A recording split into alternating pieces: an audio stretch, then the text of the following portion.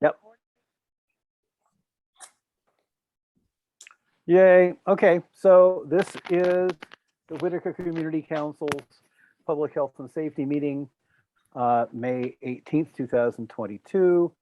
And I think we're going to start with reports from projects we've been working on. Stephen, how have things been going along with the whole toxic stuff? Have you had a chance to contact anybody about the train yard plumes? Yeah, do I need to bring people up to date? Is there anybody who does not know about what's going on with train song and dioxin? Yeah, it looks like some don't. Would you like to do the background and end, or shall I? Yeah, please. You know better than I do. I know a little bit about the train yard stuff, but you know the Baxter stuff in general better than I do. Go ahead, please. I'll take a crack at it. Out on Roosevelt, there's a place that used to do wood preserving, wood treatment.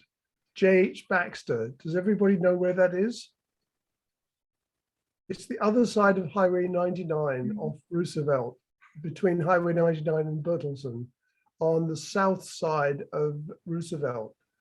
And what they were finding was that that place has been polluting the area for years, and there's been lots of efforts by agencies to clean them up. It finally got to the point where the pollution across Roosevelt on the other side of the road in homes in that area were found to be quite polluted with a contaminant called dioxin, and it's a kind of byproduct of wood preservative activity across the road at J.H. Baxter. They're still busy trying to figure out the extent of it, they being a variety of different agencies. Oregon Health Authorities being coordinating the response. LRAPA, the Lane Regional Air Protection Agency, is involved. The Oregon Department of Environmental Quality is involved, and EPA is involved. They tested the soil in the various backyards of the places across the other side of Roosevelt, and they found that levels were above concern levels that over time would increase the number of cancers in the people living in that area, particularly children, where the contaminant level they were more sensitive because they were growing, and also because their body weight relative to the amount of pollutant was the factor that made children most vulnerable to the pollution on that side. While they were testing that, they're still testing and still trying to figure out the extent of it, and creating a map showing what contaminant levels they have in particular areas. And it's probable that the contamination was being airborne across the street. Each time the wind blew from the south, it would blow the contaminants across to the homes. While they were trying to establish how far this had spread, they checked the soil in Train Song Park. Train Song is across Highway 99, between Highway 99 and the rail yards. And they found that the levels there were much, much higher than they were in the properties that were much closer to J.H. Baxter. This was strange because generally the further you get from a contaminant source, the lower levels you expect to find. They've not yet discovered, or they're not yet established whether that's part of the Baxter contamination or whether it's contamination from another direction or from another source. There's been various meetings. I've attended one of them and spoken to a number of different agencies, and the possible sources for the train song, according to the people I've spoken to, could be from groundwater, pumping of groundwater for irrigation. It could have been in the soil originally when they made a park there. It could have been the soil any soil that was trucked in when they were creating gardens and stuff in the park. The result was they had to close the park, and I think the park is still closed because the levels were high enough that if kids were playing there, and if kids got dirt on their hands and then got it in their mouth, that could convey the dioxin to them. So it's possible that it comes from a different source, possible the rail yards. Anand and I were talking, Anand, Jennifer and I were talking about this to see if possibly we could be affected in the Whitaker by J.H. Baxter. And as it currently seems, our neighborhood seems to be far enough away that the gradient of contamination may be sufficiently low before it gets to us. On the other hand, wind direction is also a factor. The people at Department of Environmental Quality and LRAPA are going to keep me informed about what they continue to discover, and I will stay up to date with it. We wanted to get a map of the contamination, and we got a map from them of groundwater contamination in the J.H. Baxter area, which is much more localized than what we are concerned about. If the contamination is coming from the rail yards, then a rail yard plume, they talk about a plume, an underground plume, where a contamination is moving underneath the surface in groundwater.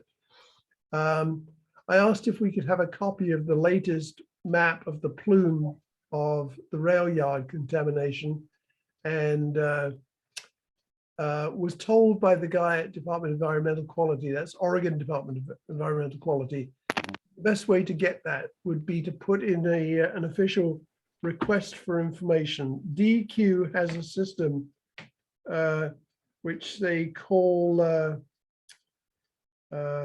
what is it? The Department of Environmental Quality request for service or request for information. I've not yet put in a request for that information because I wanted to report back to this committee first before we move to the next step. So that's one thing to decide whether or not we want to put that official request in to get that plume.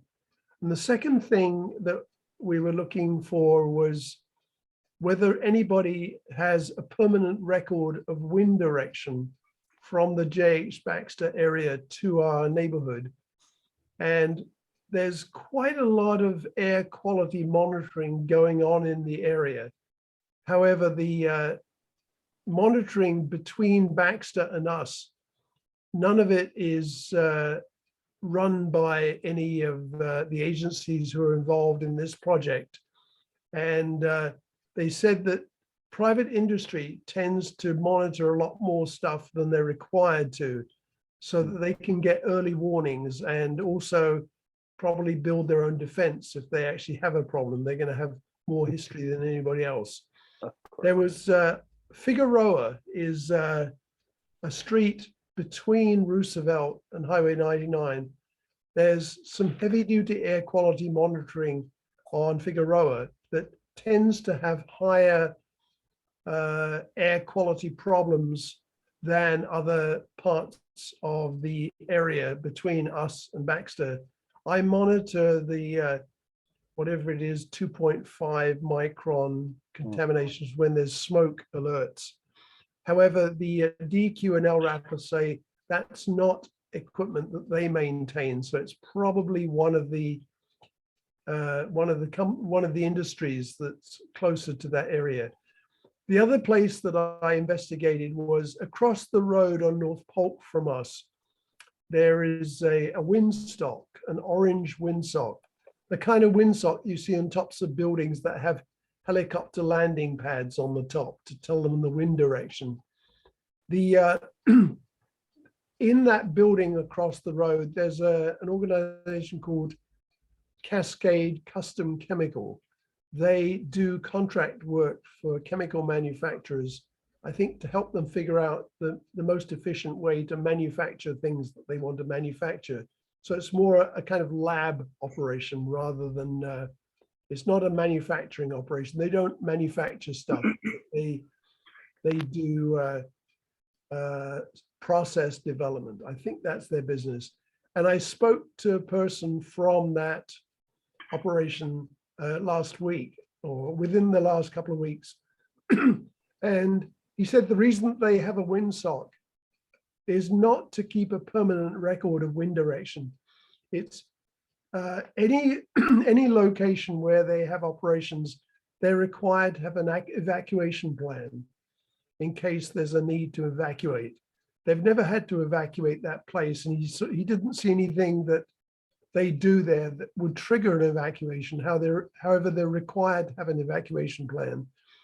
The windsock on their roof is to tell them which direction the wind's blowing, so that when they gather at a muster point outside the building after an evacuation, they want to be assured that they're not immediately downwind from the building that's being evacuated. So it's to keep them safe. If there is an evacuation, they have an evacuation point. So that's just a report on air quality monitoring and direction stuff. Finally, the LRAPA guy told me about a program that LRAPA, Lane Regional Air Protection Agency, has. They are driven, or they are motivated by complaints that they get, complaints of funny smells or complaints of strange deposition that people find in their car and stuff like that.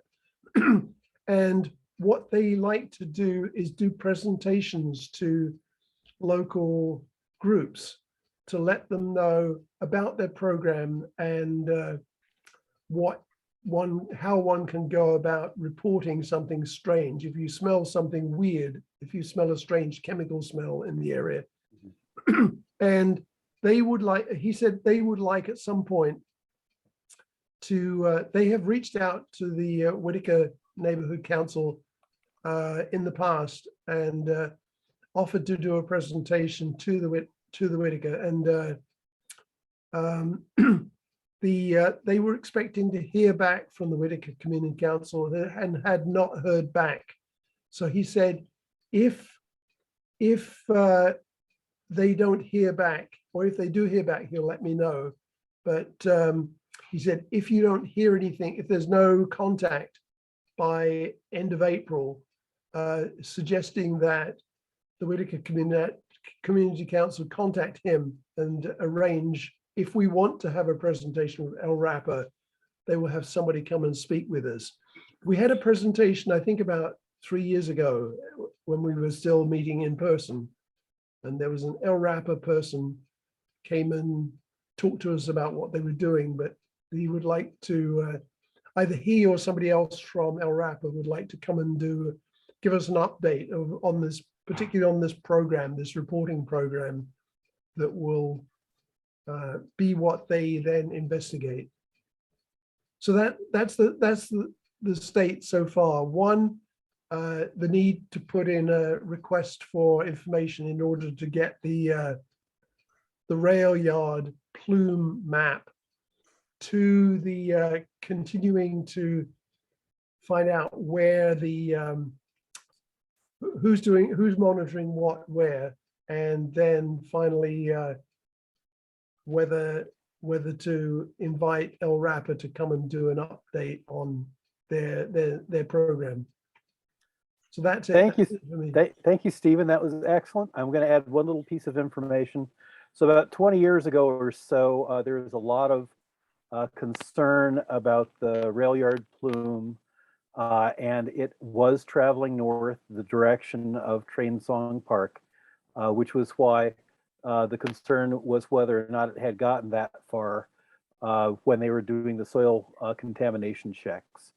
So I would say from your report, Stephen, it looks like you've got two possible motions. If anybody wants to make any of them, Stephen, you could make it yourself if you would like. Okay, the first motion is that we go ahead, that maybe I or somebody from, shall I make it me? Sure, Will yours fine. Submit You're a doing formal great. request for, to DEQ for the rail yard, the most recent rail yard plume map. Anybody want to second that? Delinia, thank you, Delinia. Thank you, Jennifer, for thirding it. That's always great. Okay, any further discussion on that one? Nope. Okay. Oh, wait, I do. I Okay, have, go ahead, Jennifer. thank you. Stephen, is this going to cost anything? I haven't seen any reference to cost at all. If I do, I will stop and come back and say how much it is. I think Okay. it's unlikely because generally government agencies are, I think, required to provide information unless they're actually making photocopies of things. Right, that makes sense. Okay, so that one is passed, right? No, we haven't done it yet. Okay. All in favor, please raise your hand. Okay, that's everybody. We're good. Okay, so we have room for another motion. Do you want to make that one too, Stephen? Yeah, the motion is that I guess I think we're going to have to take it to the board to see if the board wants Yeah, us to do this. Health actually. and Safety will bring to the board a Right. suggestion that we invite LRAPA to give us an update on their reporting program. Yeah, that's good. Anybody want to second that one? Don't everybody jump up at once. Thank you, Delinia. I like it. I like the butterflies. That's wonderful. Thank you, Jennifer. Okay. Any further discussion on that one? No. Okay. All in favor, do whatever makes you happy. Yeah, and If you're happy and you know it, raise your hand. Oh, gosh. Okay. Sorry. meanwhile, if you do smell funny smells, Oh yes. bring it back to him. What's a good Is thing there to a do if phone you number? smell funny? Just make a note of the wind direction if you can, if you know your north, south, east, and west and stuff, and Okay. where your place, where you were when you smelled it. We were also concerned that when the wind is in a certain direction, we get a kind of gritty deposit on our vehicles outside our place on that end of North Polk. And we had not been doing anything like looking at the wind direction and stuff like that. But the guy from LRAPA said that's exactly the kind of thing that they are interested, scrape some of the stuff off and get the date and what the wind direction was, and have that as your one of your requests for information or a report of something funny happening with the air, whatever it is. It's probably just dust blowing in, but that's the kind of thing that they are interested in. Very good. Delinia, what's up? I guess my question is like, okay, so they want you to take it off of, is there any special equipment too? Like, gloves or, you know what I mean? Like, oh, here, let's just scrape this up. Do they have any like recommendations? If you Thank you. Wow. Just got some food arrived. I prepared the Ooh. meat and Gibby put it together. Do you want some of this? Thank you. We got some crab lost cakes my from that place on 7th. What is it? The Fisherman's Market. Oh, And, nice. and I got a beautiful squash and some collard greens, and my mouth is watering. I'll be right over. Thinking I'll start eating it. Make you all Steve, jealous. Yeah, he didn't say they- anything about that, and that's probably something we should ask him about when they come and talk to us. Yeah, that makes Okay. perfectly good sense. It might make a difference into what sort of container or what sort of instrument you use to scrape it up with in terms of being able to actually do an analysis of it too. Yeah. So, it may affect the chemical treatment. Thank you, Delaney. It's a great question. Okay, we're going to move on to the next report. Doriandra, can you tell us what happened at the health clinic this Sunday? Sure thing. Yeah, it was a great day. We had the same folks. We had Whitebird and Lane County Public Health, and I did the same thing as before where I flipped it. So you were there. We had, we put our adults on the kind of medical side and filtered the kids through the quiet side. And it was really helpful because a couple times when we got real busy, Lane County Public Health picked up some of our adult folks coming in. But all in all, we vaccinated several new people, 2 first-time shots, and then in total 41 adults and 1 kidlet. So that was a great day, and yeah, it Excellent. was really good. We had a great new volunteer that was really fun to work with, and I just got word from Lane County Public Health today that they will agree to host our last clinic for pediatric vaccine, Yay. which is huge because it's been like kind of begging them every month, you know, based on what they Right. could do. But, you know, it's exciting with the new pediatric booster authorization. So Oh, yeah. that's part of their thinking. And so, yeah, we're on track for a really good last clinic. I kind of talked with them about some fun ideas for the kids. Thea had a great idea of everybody dress up like superheroes, and maybe we may be able to incentivize the, you know, subtly parents so that we can increase a larger format of the kids coming in with the $100 gift certificates. Sure. We've got 89 left now as of count. So if we can move all those at the next clinic, that's just going to be fabulous. Thea said she'd make little baby superhero capes if we could for the little That's great. kids. So yeah, it's going to be really swell. We're going to order the who's Isaiah with Justice Ice. He said he could come back and serve shaved ice if we have a hot day. So it'll be a Cool. great last clinic. Great, thank you. Any questions for Doriandra? I just want to give you one other piece of information. It's unfortunately not a positive, but it's something people need to know. Lane County has now gotten to the point where we are no longer in the green area. We are now in the medium area. It isn't official on the CDC site, but we know by the numbers that we've compiled over at Public Health that we have eased out of the low area and we're up into medium. Low medium, but still medium. But that's to be expected. Yes, Delinia. We'll get you next. I just found out too that they're going back to max mandatory. Florida is one of them, and New York I heard was the other one. So just be careful out there, people.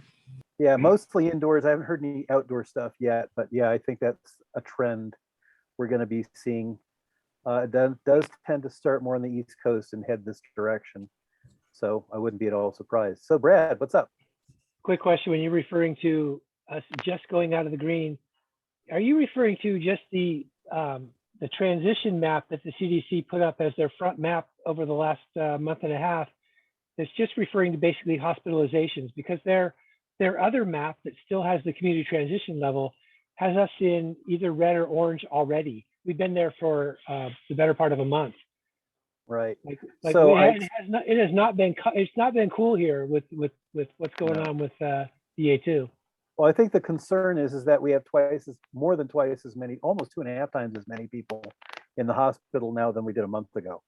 Yeah. So I think that's probably correct that you were saying it's probably the hospital map. Yeah. Yeah, and one of the few things we have left, although the data is lagging by 2 weeks, I haven't looked at today's data yet, but we still have our really crappy sewer data, so to speak. Oh yeah, yeah. And it's a tragedy because, like in Eugene Springfield has one sewer system. They do one sample. They do one place.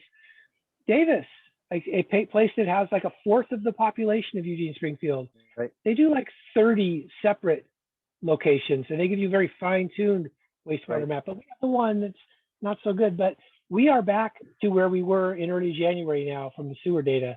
So we're encouraging people to like wear your mask. It's everywhere. It literally is everywhere. Yep. Yeah, it is. Yeah, it's only the state of Oregon that's actually doing the sewer data.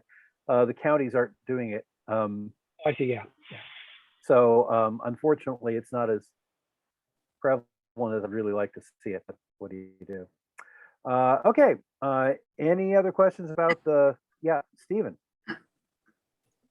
Is it still the same topic, or is this a new topic, or is that?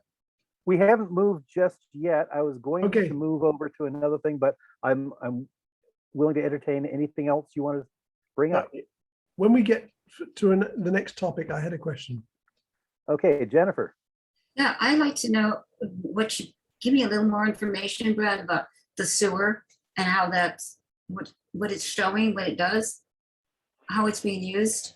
Brad, you want to fill that in? Yeah, I'll just give you a quick thing. So when people get infected with the virus, it's not just staying in their sinus tract, as you know, it goes everywhere. Yeah. And it comes out in the wastewater, because it does come out with the shit. And Yep. it really is a shitty virus. It's everywhere. And so, the sewage thing started, oh goodness, I think it was Pennsylvania started doing it first. Yeah. And it's been found that this is a really good way to track what's going on in your community. The sewage numbers go up first. Yep. Before you actually get testing counts going up, your sewer number goes up. Yep. So you can track, virus particles in your sewer. And that'll be followed by case numbers, and that'll be followed by hospitalizations, and that'll be followed by deaths, and that'll be followed by long COVID disability. So it's a series of waves from the same wave That's of right. infection. That's right. Yeah. And does that answer? Yes, thank you. I saw the whole thing in my head. Okay. You described it so well, Brad. Very nice. I'm surfing on the wave. Yeah. Okay. All righty. Now we're coming to the big one. The grant stuff. So before we make any decisions about anything else, we have to decide whether or not we want this committee to have some recommendations. We don't have any recommendations yet, but to look into creating recommendations about how to use. So we've got two main things. Excuse me, let me change a couple of things here. Two main things with the grant that are fairly new compared to everything else. There's two major sections. There's 1004 and 1005. 1004 is the COVID recovery and resilience. That's actually part of the original grant. But then the brand new part is 1005, the Oregon Emergency Rental Assistance Program. Now correct me if I get this wrong, Delinia, but you were requested that we look into coming up with ways to steer where that money goes, or at least make recommendations to the board. The board has to decide all these things. But what we can do as a group, if we choose to do so, is we can look into what the possible options are and give recommendations for the board to make decisions about it.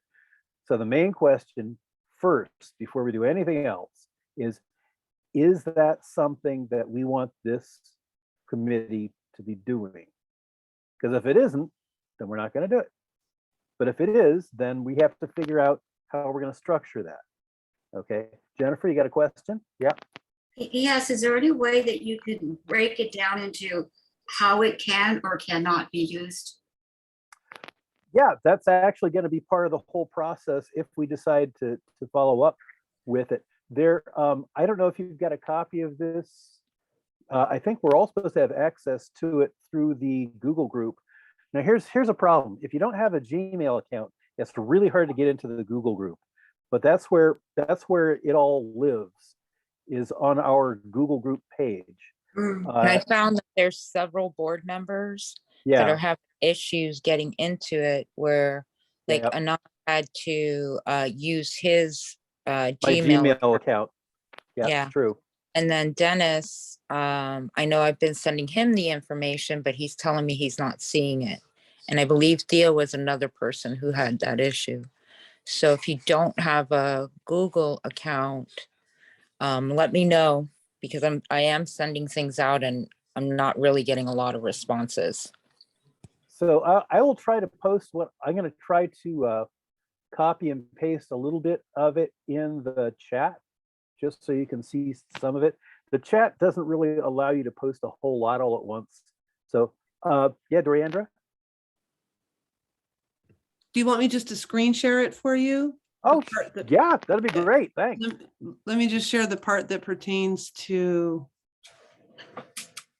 us all in this. Let's see, just a second. I think I have it I think up. we're looking at section E Mm-hmm. that has program element 1004 and then F that has 1005. Yep. Can you guys see that or? No, Not There it yet. is. Oh, there Is it is. that- there it Okay, is. okay. It's pretty so- small though. Yeah, let me see if I can make it bigger for you. No, maybe I can go this way. All right, let's get down to the section that you all are talking Yeah, about. there it is. How's that? Oh, that's much better. Okay. Yeah, yeah, yeah. Now there's one just before, that's the rental assistance program. The one just before that is the resilience program. Mhm. And that's part of the old one, and we're still working with that too. It has a lot to do with health equity and stuff like that. And we still have, I think we still have funding from the original grant that could be used in those activities. But if we want to look into it, we'll certainly find out for sure. And then the bigger program, this is the one where you got a bunch of money, and that's good because we got a lot of people who don't have housing, and they certainly need a lot of money. Now, the problem with this is, as far as I understand it, is if you look under F2A, promote awareness of the, and it stands for Oregon Emergency Rental Assistance Program. And the problem with that is that there is no money left in that program anymore. So promoting the awareness of that program is really not going to do a whole lot of people a whole lot of good right at the moment, unless they're planning on putting more money in the program. I don't know about that, but that would be if this group decided to be in a position to make recommendations. I would assume one of the things that we'd have to be coming up with is something to go to the grant makers. It's an Oregon-based grant. This isn't a federal grant like the other one was, with recommendations of ways to still promote housing within the concept of what they're doing, even if it isn't doing specifically that particular activity. So it would be more complex than it's not just going to be billboards and sandwich boards about the emergency resources, because there aren't any. So the question is, what is it you do then? So that's going to be a good chunk of what's going to have to get done. Is we're going to have to research what is actually possible to do with that funding. Does that make sense to people? Okay. Anybody have, okay, let's back up. So the first question is, we've got this money to do something with. Do we want this committee to take on the task of making recommendations to the board? And actually, I can't actually, being as how I'm running this meeting, I can't actually make that recommendation. Somebody needs to bring up something as a motion. I will entertain it. Nobody jump up all at once. Yes, Jennifer. No, is the committee consisting of you and Dennis? Is that, Well, it's Stephen's been here, and honestly, anybody who's part of the Whitaker Community Council and Mhm. shows up for these meetings is part of this committee. And we don't really have a hard and fast number. It's a matter of, certainly any board member can vote, right? So anybody who's on the board is going to be able to vote at these meetings. Question, so why would we make recommendations to the board about a source of funding that no longer exists? So that's not quite what it is. We have the funding for the grant. So that funding exists. I mean, the OEAP. Right. funding. What doesn't exist is the funding for that particular program. So the question is, are they going to make us give all that money back because that program doesn't have any funding? Or can we go back to the grant writers and say, okay, although there's no money in that, here's what we could do to promote housing in our area instead. And we could maybe come up with 2 or 3 options, right? Brad. Just today, the state's had epidemiologist, what, Silanger is his name?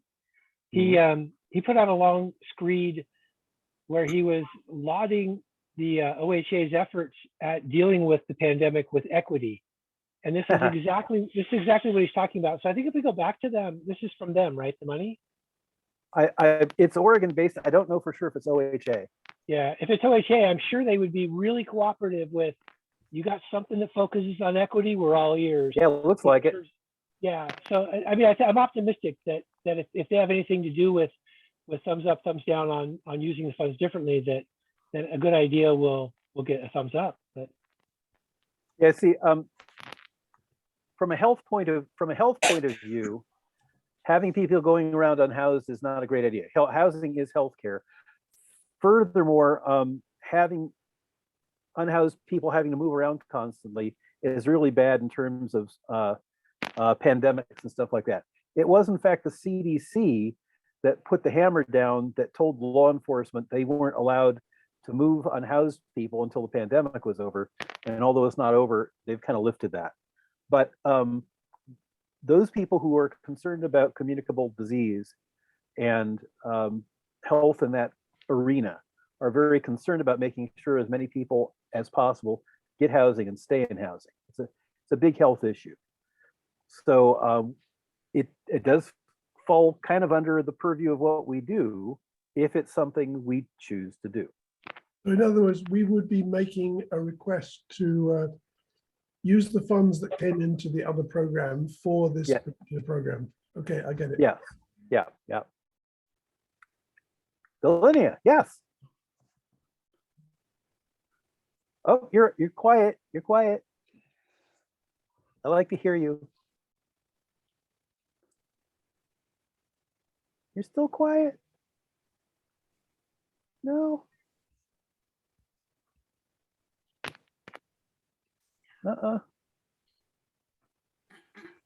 There you're coming back. go. You're coming back. There you go. Oh. We almost had you. Jeez. I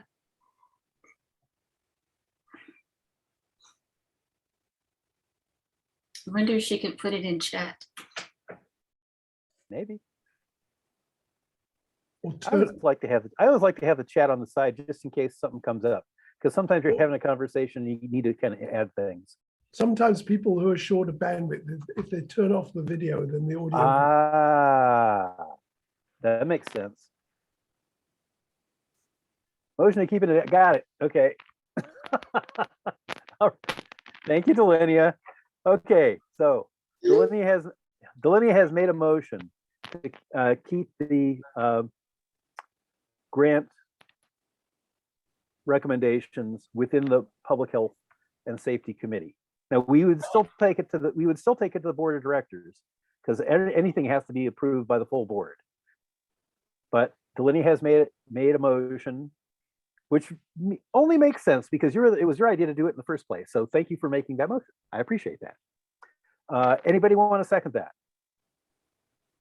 Not everybody at once. Thank you, Jennifer. I'll take that as a yes. That's great.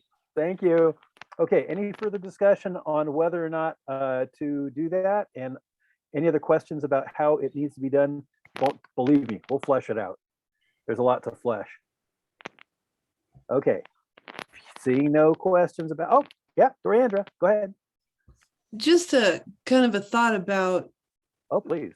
based on other CBOs that I've been chatting with regarding these overall COVID recovery grants. Sure. I think a creative way to allocate those funds would be, especially if the pandemic begins to rise again, or we go through another huge surge, is that folks living in the Whitaker, if they get COVID, they could present the proof of COVID to the Whitaker Council. And then from there, you guys could allocate funding to families to pay the rent for that month, to help them with utilities. Like, it says the language in there is pretty Sure. clear. Sometimes up to 3 months. So that would Right. be an immediate quick fix for folks struggling. Sure. And how it ties to, the stress of COVID might be. See, that's a great idea. That's certainly one thing that we could bring to the board. One of our options. Yes, Jennifer. So there's he was a board member at one time whose roommate was, suffered a big injury and he's in the hospital. So, Oh, yeah. okay, so could that be applied to someone like that person who can't make the full rent? Does that question make any sense? It does. And if you're talking about Lefty and the head injury he just got, and he's in the hospital, and that's really sad.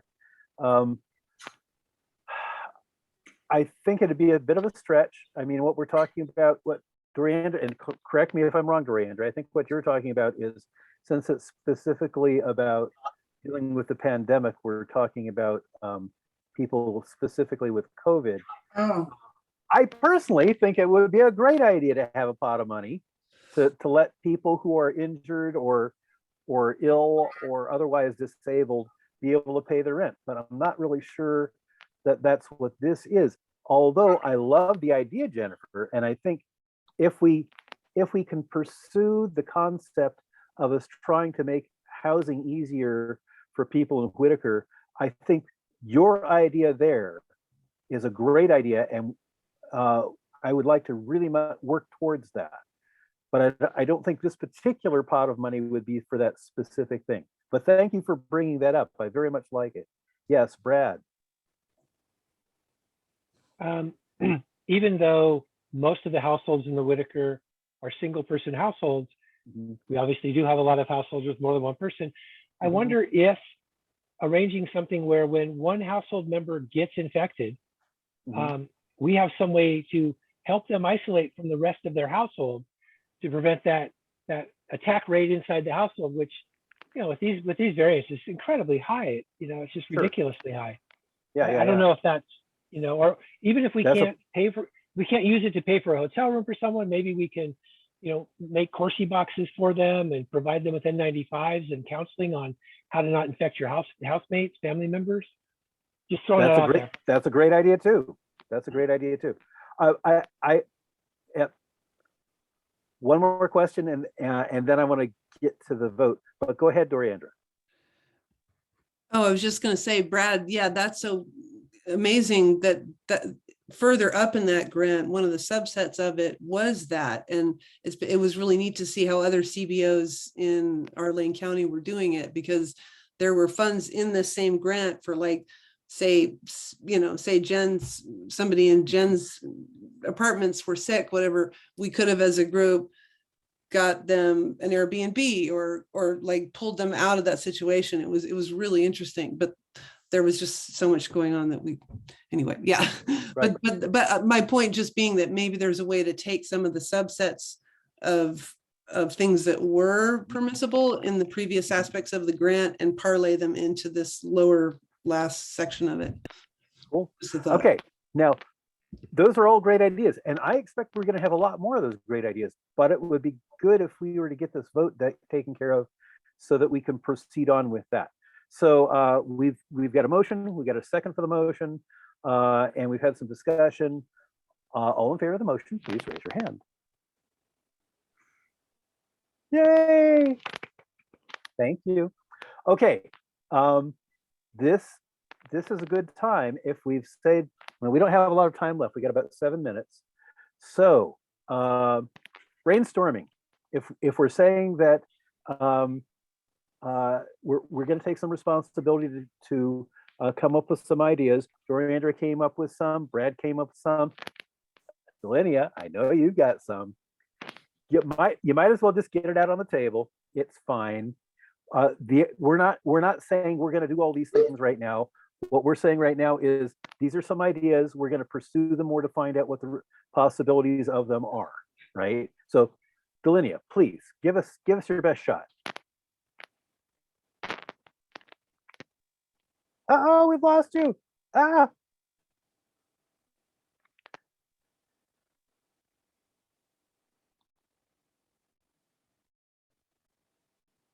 we may need to come back to her. I think she's trying, sometimes if you read, oh, there's Duncan. Hi, Duncan. So Jennifer, did you have any, and Jennifer and Stephen, because you haven't really talked about it much. Jennifer, you had an idea, but we're probably not going to do that one right away, but I'm hoping to get to it later. Did you have any other ideas on how to improve housing, especially having to do with COVID? And Stephen, if you've got any ideas with that, please give us a go. Go ahead, Stephen. Yeah, earlier I said, have we finished this topic yet? And we haven't. So I had a question, but Okay, go ahead. the question was, I was out on Highway 58 Mhm. and I saw a Whitaker billboard, almost Uh-huh. Pleasant Hill. And I was wondering how far afield our billboards go, and then how we work that when everything about the grant application has been Whitaker neighborhood focused. I don't know, Tori Henry, you got an answer for that one? Yeah, I can answer definitely, Stephen. That's funny. Yeah, we had so much in that billboard or the community engagement aspect of the grant that when the board voted on the advertising part of it, Ian said, well, go ahead, expand it further. So I looked at some of the databases that were showing a lot of vaccine hesitancy in all of Lane County. And so worked with the billboard company to try to like put some of those out a little bit farther. So that's as far as that one goes. And then the farthest is there's 2 in Springfield, and then there was 2 up near Junction City. So, Yeah, but most of them I'll are let you tight. know if I see one in Oak Ridge. No, you won't. You know what it kind of reminds me of is the whole COVAX thing. And we know that if we don't vaccinate people in other countries, it's going to mutate and Yeah. come here. So, you know, it's in Whitaker's best interest to make sure that, you know, the communities around us are vaccinated too. So that makes perfectly good sense to me. Yeah, I've been tracking all 5 major zip codes in Eugene and Springfield since the beginning of the pandemic for exactly that reason, to see what's going on around us. Cool. Cool. Thank you, Stephen. I appreciate it. Well, we only got a couple of minutes left. Jennifer, do you have any other sage advice for us in terms of trying to improve housing, especially anything related to COVID? Not at this very moment, I'm sorry to say. I will wait with bated breath. I'm sure you will give us something marvelous, and it will just sparkle. I do not know how to form this, but is there anything being done by going to the door and knocking and asking? Is there any committee Door working on that? knockers, yeah. That's a Yeah. good question. I don't know. Oh, phew. No, it's a perfectly good question. Absolutely legitimate question. I mean, sometimes that's what you need to do is just knock on the doors and start asking people. It's true. Brad, you had a thought.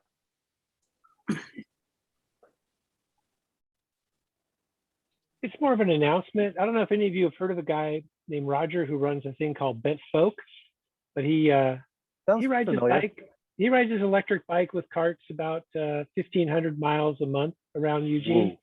transporting meals from Reality Kitchen and Oh, nice. Burrito Brigade, Catholic workers. He feeds he feeds hundreds and hundreds of people every day, and he also provides. You know, someone has to go to an appointment at the VA. He'll hang out at their tent. He's just servicing homeless people. He's leaving at the end of the month. Oh, And it's unclear that his mission is being picked up. He's been a real force for harm reduction and also for stress reduction. And I don't know, as we know, you know, someone living on the street, when they get more agitated, it ends up in our neighborhood as a problem. So Yeah, just sort of a true. heads up there that you know, that's going down. So. Thank you, Brad. Well, it's sorry to hear, but you know, looking at the collectives that existed around Eugene slowly kind of dissolving, you see a situation, a generational problem in that the people that did it get to a certain point, they kind of need to retire and people don't necessarily want to take over for them. So, you know, What are you going to do? It's kind of hard to convince people to do that kind of work if you don't have the inspiration. Okay, my time's about up. I'm going to hand it back over. Oh, did you have something, Durandra, before we go? I just wanted to let y'all know I'm gonna quit recording this meeting. Oh, when yeah, Bond right, is right, done, and then I'm Thank gonna you. hand the meeting over to Delinia, and then she'll record your next meeting for you. Yep, that's how that works. Well, Thanks, thanks, Anand. everybody. I appreciate it. Thank you, Durandra. Thank you, Okay. Delinia. Thank you, everybody who's there.